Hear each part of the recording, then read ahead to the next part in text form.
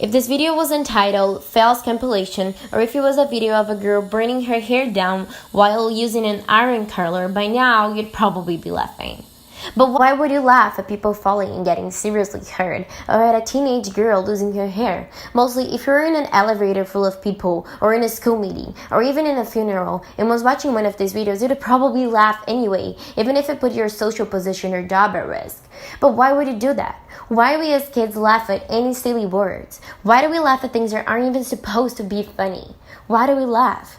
As humans, we were born with the capability of laughing. We laugh even before we're able to speak. We use the laughter as a pre-verbal way to interact with our moms. Even people who are born blind or deaf still laugh, so we know it's not a learned behavior. We are hardwired for laughter. And being so Asian, we can define laugh being much less precise in language. We don't choose to laugh in the same way we choose to speak, for example.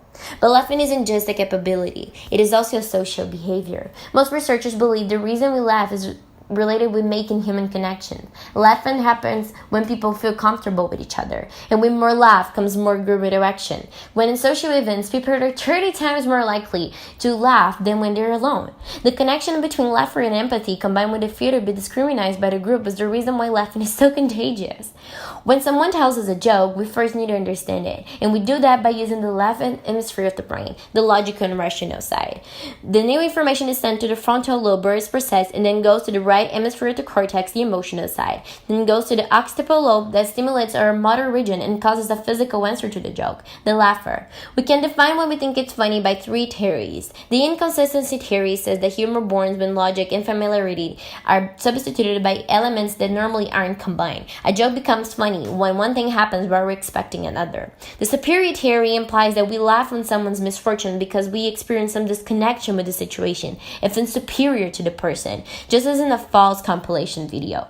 The relief theory says that while we try to face difficult situations or complicated emotions, we need a relief, and laughing is our way to clean our minds from the growing tension. One of the most significant difference in what people laugh at is their age.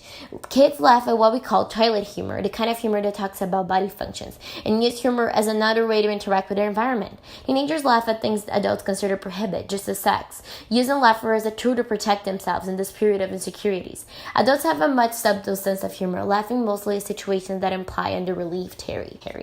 Therefore, we can comprehend that as the human body itself, laughing is a much more complicated answer, involving lots of psychological, physiological, and neurological situations.